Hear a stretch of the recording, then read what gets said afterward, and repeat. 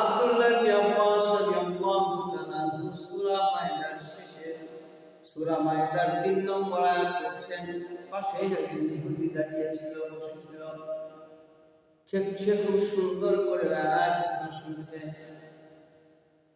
আব্দুল্লাহ ইবনে আব্বাস রাদিয়াল্লাহু তাআলা আনহু যখন আয়াতটা পড়তে তিনি যখন বললেন, ইয়াউমা আকমালতু লাকুম দীনাকুম ওয়া আতমামতু আলাইকুম নি'মাতি ওয়া রাদিতু লাকুমুল ইসলাম দীনা। ইয়াউমা আকমালতু লাকুম দীনাকুম ওয়া আতমামতু আলাইকুম নি'মাতি ওয়া রাদিতু লাকুমুল ইসলাম দীনা। ওই ইহুদি তখন অবাক হয়ে গেছে। ও আব্দুল্লাহ ইবনে আব্বাস, এ কি আয়াত তুমি বললে, কি কথা তুমি বললে? ইয়াউমা আকমালতু লাকুম দীনাকুম, তোমাদের জন্য তোমাদের ধর্ম আমি মনোনীত করে দিয়েছি। ইয়াউমা আকমালতু লাকুম দীনাকুম, তোমাদের জন্য তোমাদের ধর্মকে আমি প্রতিষ্ঠিত করে দিয়েছি। আতমামতু আলাইকুম নি'মাতি, এবং তোমাদের জন্য আমার পক্ষ থেকে নিয়ামত পরিপূর্ণ করে দিয়েছি। রাদিতু লাকুমুল ইসলাম দীনা, আর ইসলাম হিসেবে তোমাদের জন্য ধর্ম হিসেবে ইসলামকে মনোনীত করে দিয়েছি। আব্দুল্লাহ ইবনে আব্বাস রাদিয়াল্লাহু তাআলা আনহুকে ওই ইহুদি বলছেন, ও আব্দুল্লাহ ইবনে আব্বাস, আমাদের ইহুদির উপর যদি এরকম কোন আয়াত কারিমা আল্লাহ সুবহানাহু ওয়া তাআলা তেলাওয়াত করতেন, পাঠাতেন, আমাদেরকে যদি এরকম কোন আয়াত কারিমা তিনি দিতেন, ওই আল্লাহ তাআলার কসম করে বলছি, আমরা প্রত্যেকটা ইহুদি ওই দিনটাকে একটা ঈদের দিন হিসেবে কবুল করে নিতাম। আমরা প্রত্যেকটা ইহুদি ওই দিনটাকে ঈদের দিন, খুশির দিন হিসেবে কবুল করতাম, গ্রহণ করে নিতাম। আব্দুল্লাহ ইবনে আব্বাস রাদিয়াল্লাহু তাআলা বলেন, আমি ওই ইহুদিকে জবাব দিয়েছিলাম, ইহুদিকে আমি বলেছিলাম,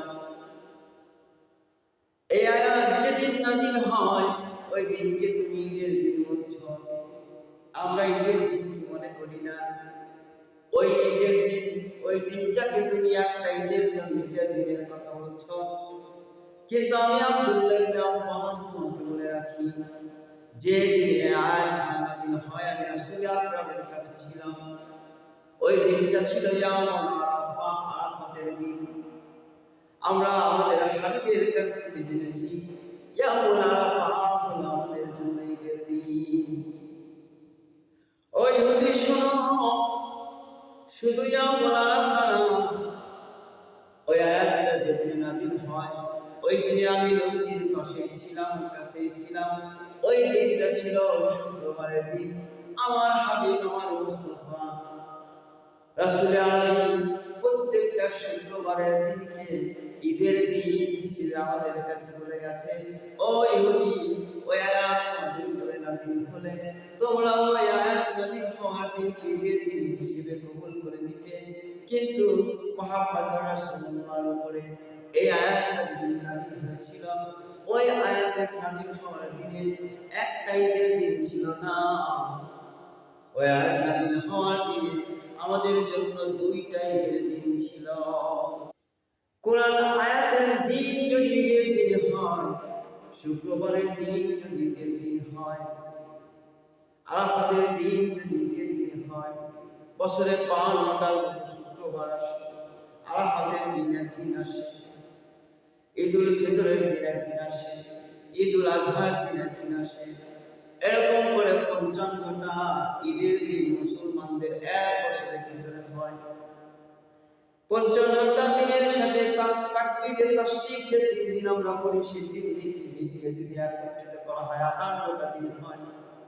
এই ৫৮ দিন ঈদের দিনে হওয়াতে কোনো মানুষ প্রশ্ন করে না, কিন্তু রাসূল আলামিন শুভ আগমনে পৃথিবীতে যেদিন হয়েছে সেই দিনকে ঈদের দিন বলাতে, সেই দিনকে ঈদের দিন বলাতে কিছু মানুষের জ্বালা পোড়া শুরু হয়ে যায়।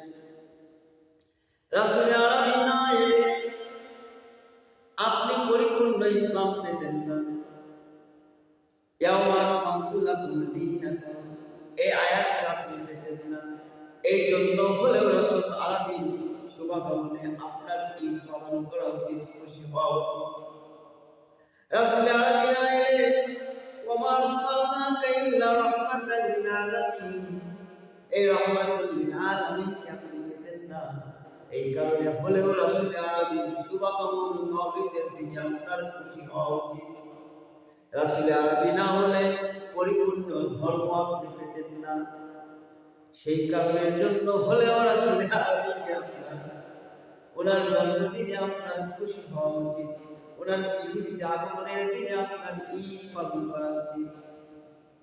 মানুষ তো অনেক রকমের বুঝ নিয়ে চলাফেরা করে, অনেক রকমের জ্ঞান, মানুষ সব মানুষের জ্ঞান এক না। আপনি যদি রহমাতুল লিল আলামিনকে ভালোবেসে থাকেন, ভালোবাসতে চান,